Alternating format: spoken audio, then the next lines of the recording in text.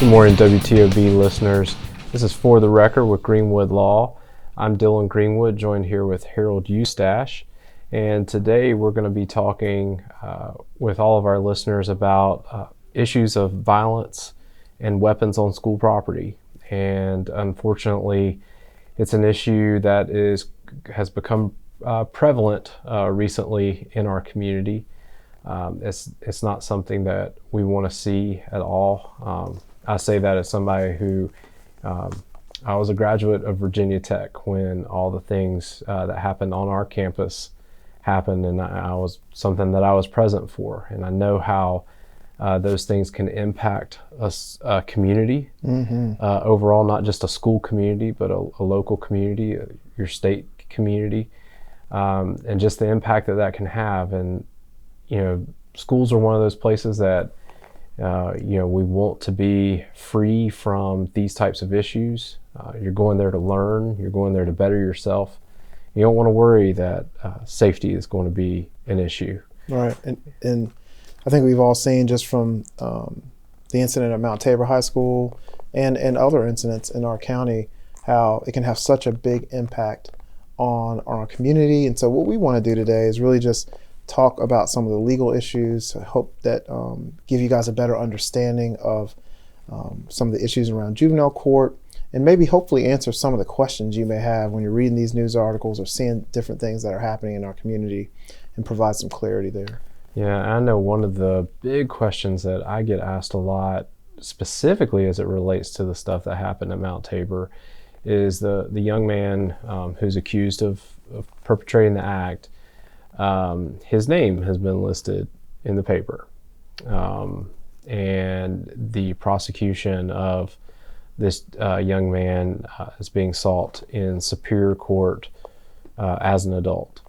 And so I know a lot of people have a lot of questions about that because he is under the age of 18, and they're wondering, how does that happen? How does a minor's name get put out there that way? How does a minor get tried as an adult?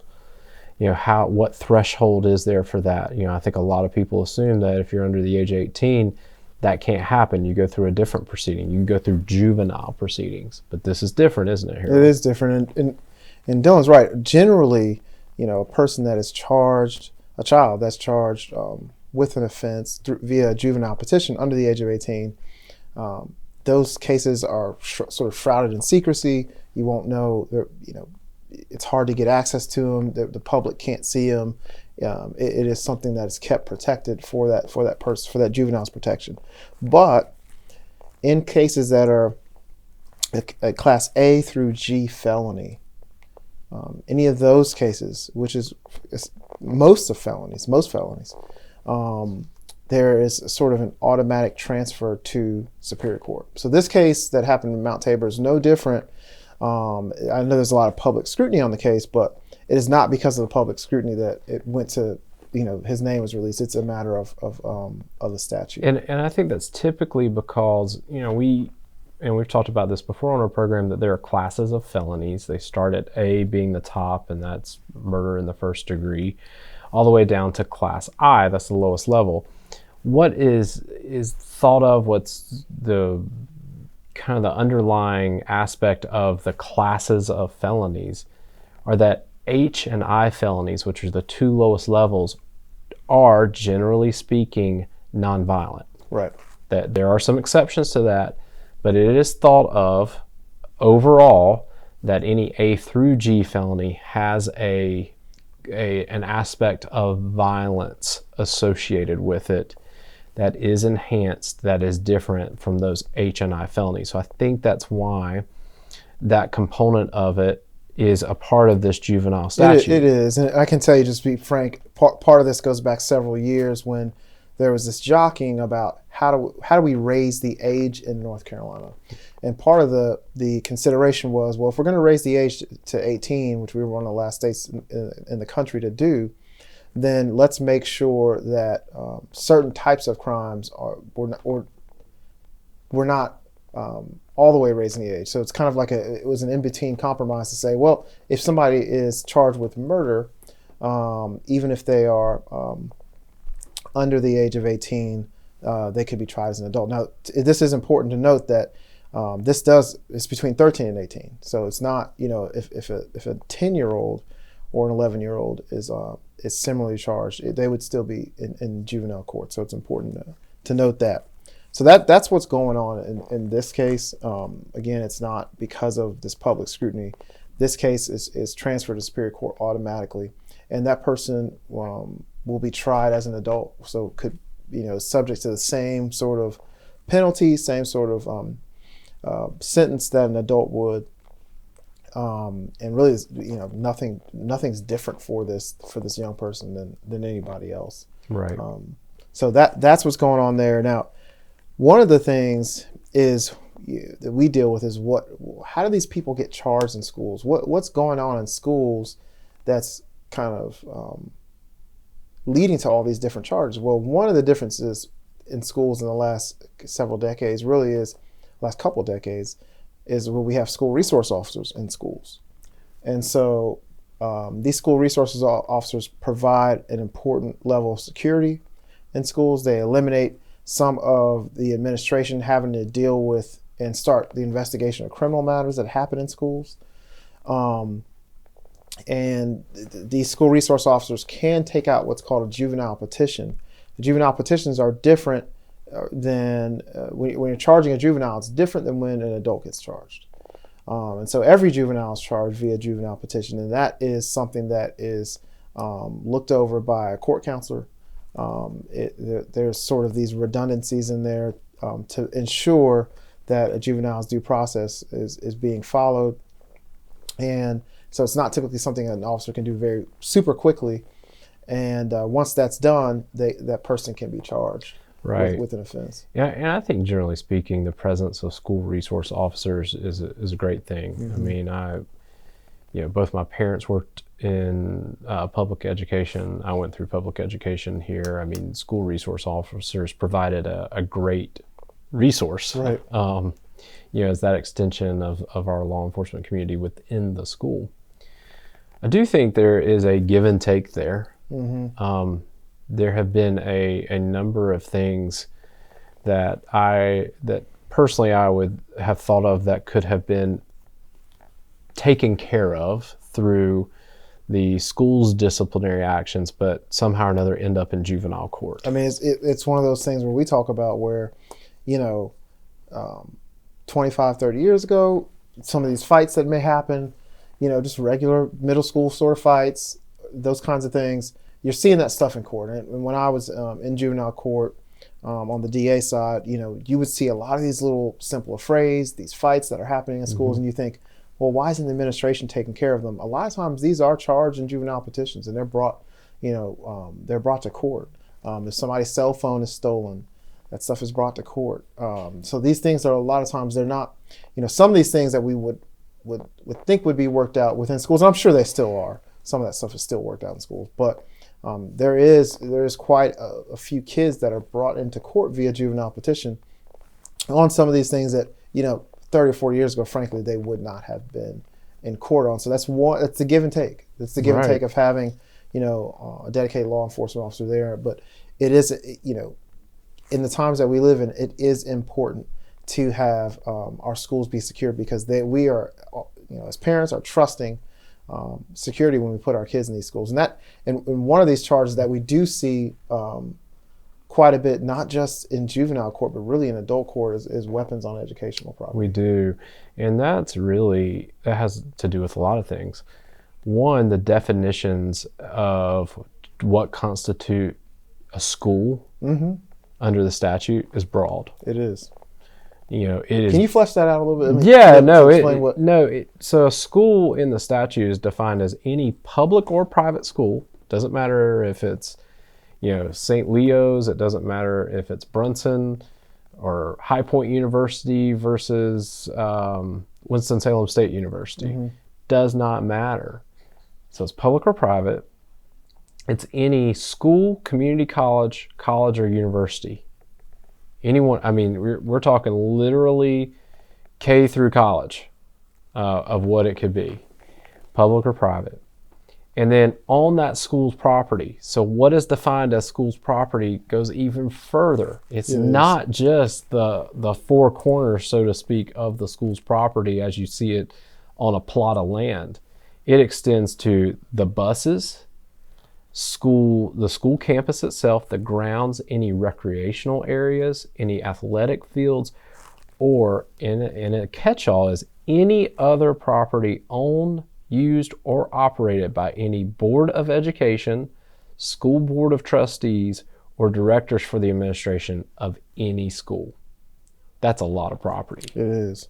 And that's a lot of potential places where if you just show up and you've got a weapon on you, that you could be in violation of that statute. And it's important to remember this could apply to the school using a property for school purposes somewhere that's off campus. You wouldn't traditionally think of as a school, but the school is using it for that purpose. That'll be considered school property. Right. What about so with this weapons on educational property? What I noticed was it can be charged various ways. I think there's a felony aspect to it, and there's a misdemeanor aspect to it. Yes, there is. So just guaranteed right off the bat, firearm. That's a Class I felony. So if somebody's possessing a firearm at a school, whether they're an adult or a student, it is a Class I felony. Right. It doesn't matter if it's open carried or concealed carried. Doesn't matter. Your concealed carry permit does not give you the ability to take a weapon on school property. Right. And so that's something that you need to keep in mind. So it's any kind of gun, rifle, pistol, or any other kind of firearm of any kind on educational property or on any extracurricular activity sponsored by a school. So you need to worry about that. I mean, that includes, even something in the trunk of your car. That could be in violation. That could be a felonious act that happens. Now, I think it is important to note that this does not apply to BB guns, stun guns, air rifles, or air pistols. Now, it still isn't a smart thing to do and carry those things on educational property at all, and does not need to happen, and that's covered in other parts of the statute, but it is not the felony aspect of the statute. And I do see that it's if it's a student, it's a Class I misdemeanor. Yep. As opposed to a felony, but of course it can't be loaded, it can't be in a vehicle, or it can't be locked in a locker. Of course, law enforcement officers aren't subject to this, and people who find a firearm then are reporting it also aren't subject to it. But it's important, to know, and I think it's in the zeitgeist of what we're thinking about now as a community is making sure that these weapons don't appear on campuses. And that it's strictly enforced. And I can tell you that the statute is there for any type of weapon being possessed on campus to be charged. I know another thing that we've seen too is weapons right off of school property. Unfortunately, I mean that's happened recently at Paisley Middle School. That's also happened at Parkland High School. Where there was a weapon and shooting that happened right outside the campus, literally feet within the campus. And of course, even though it's close to the school, that's taken with a heightened level of scrutiny by law enforcement. Absolutely. So it's just important for anybody listening to know that, if you're used to carrying a gun or used to any of that sort of stuff, it's important if you're going to a school to not do that. And it's also important. It's not just firearms. Right. It is. Growing up in this area, I've seen it mostly charged not firearms. Yeah, knives. Yeah. I mean, growing up in this area, I'm an Eagle Scout. I commonly carry a pocket knife. I mean, it's just something that you just have with you, you know. But you best believe that you don't need to take that onto school property, even as an adult, not as a student, whatever else, because that is possessing a weapon on educational property. So it's any, whether it's open or concealed, any BB gun, stun gun, air rifle, air pistol, Bowie knife, dirk, dagger, slingshot, leaded cane, switchblade knife, blackjack, metallic knuckles, razors, razor blades, except solely for the purpose of shaving. The statute did carve that out, that you could shave at school. I know our listeners may think, well, this sounds crazy. Let me tell you about a case that I had when I first came here. I don't know if you remember this case, Dylan. Was a young man at the School of the Arts, right? And you think, well, School of the Arts, because it got all this stuff for stage production and all sorts of stuff. Well, he had a sword that he thought he was going to use for a stage production. But got charged with this offense based on this. And I can tell you the outcome of the case, it was ultimately, we worked something out and the charge was eventually dismissed, but it was charged, and the DA definitely kept the charge going. It wasn't going to just dismiss it outright, because the DA believed that there were grounds to charge it. There's a little more to the story. He had brought it from off campus, but was going to use it for that purpose. Well, the moral of the story is officials at every single level, law enforcement, district attorneys, whatever it may be, when they see this kind of thing charged, when it's a potential issue, it is honed in on. It is something that is taken very seriously.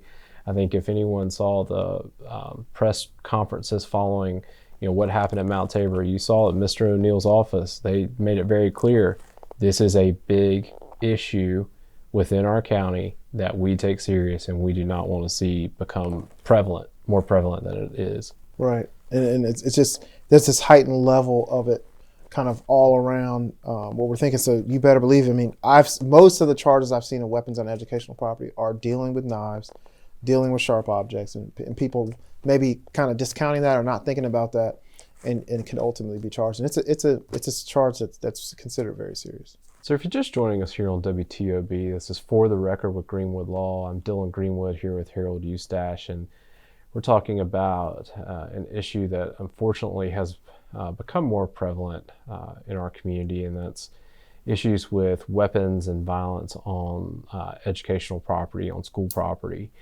Obviously, there's been a lot of recent major issues in the news that we've seen with school shooting, weapons on campus, that sort of thing. So we just thought it would be important to talk about some of these, clarify some of the different aspects of this. And one of the things that we touched on initially was the juvenile system itself. The fact that we see more and more students go through the juvenile process for things that happen at school, and how certain crimes that they can be accused of can go immediately to Superior Court, like what is happening with the individual from Mount Tabor. And so, as a parent listening to this, you might be going, well, gosh, do I need to worry if my child gets into a fight, that they're going to have to go through the judicial system? Well, technically speaking, yes. That is something that unfortunately you have to have in the back of your head, because student-on-student violence, assault, is something that is a Class 2 misdemeanor, potentially. The other thing you have to think about too is the possibility whether or not there were injuries or something where medical bills were involved. Could there be a civil lawsuit? That is also something that is a possibility. Now, I am not sitting here and saying that every single tiff that happens at a school is going to ultimately lead to some sort of issue with our judicial system. In fact, I would say that most do not. However, there are those times that it does. And so if you're talking to your kids about what they're doing at school, their conduct, how they're behaving, I think especially at a certain age, it is important for them to understand that the implications of what they're doing at school isn't just going to land them in detention or a suspension from school. It could land them in a courtroom. And that is the reality of the situation, and people are becoming more and more sensitive to this and pushing for that to happen in certain instances. And so I think it's important for everybody to know that out there. But student-on-student assault or violence isn't the only way in which this can occur. There's also teacher to student and student to teacher. And they all carry with them different elements, and they carry with them different penalties. don't they, Harold? They do. So one of the things we're probably not thinking as much about teacher to student assaults and how that works. And that's an interesting one because, the statute says any teacher who assaults a student is basically guilty of a Class 2 misdemeanor. But if the student is under the age of 12, the teacher could be guilty of Class A1 misdemeanor, which of course, just like we talked about in felonies, same thing with misdemeanors, there is A1 through level 3, Class 3, misdemeanor. So, Class 3 being the lowest level. And so that's important, but also it says no school personnel who takes responsible actions in good faith to end a fight or altercation between students shall incur any civil or criminal liability as a result of those actions. So that's important because teachers do have to break up fights. I mean, it is an unfortunate part of being a teacher. My younger brother's a teacher, and he calls me, tells me all the time. Well, he's a principal now, but tells me all the time about these fights that he has to break up, and it can be dangerous for teachers to do that. Yeah. So that's important to note. But of course, one of the ones we think about more is assault on a teacher. Assault by a student on a teacher. Right, and any individual who assaults a teacher and their student, that is an A1 misdemeanor. It's very serious. Because you're looking at it where you're assaulting another school employee. It could be a volunteer. It actually does not have to be just a teacher. It could be a bus driver. It could be a bus driver. And it can involve any and all activities on school property. If you're connected to that school in some way and you've been assaulted by a student, it carries with it the penalties of the highest level of misdemeanor that we offer in North Carolina, and that is an A1 misdemeanor. So it's taken very serious because the implication is that you're there to learn, and this person is doing their job trying to teach you things. They're not expecting to get assaulted by their own students that they're trying to teach. And so Absolutely. It's there to try to protect. I do think it's a little bit different than the assault on a student by a teacher because we're not I've never seen that charge. far removed from generations Spanking kids. where spanking kids in Right. schools happened and was accepted, and there was no issue with it at all. I've never heard of that being charged yet. I'm not saying it won't be charged, but I haven't heard of it. I don't know if you have. No, I've never seen it. A teacher could. I mean, I think it would be a tough charge to see all the way through. It would have to be pretty egregious for that to happen. Right. Because I think teachers are given, as adults, we give them this responsibility. They're given some leeway in order to manage safety at a school on some level and keep order. Right. So I think that's built into it.